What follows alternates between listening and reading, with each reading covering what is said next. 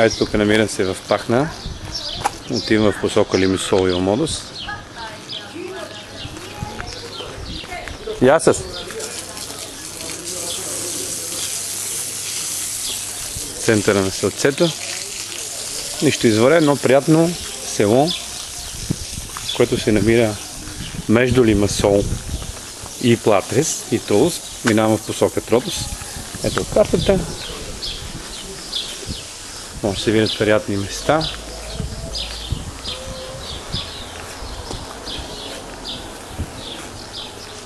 Ето.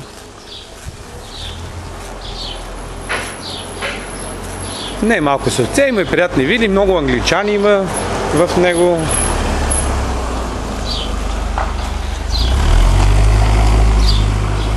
А всъщност е центъра. И това е центъра на село, какво да бъде? Центъра на село.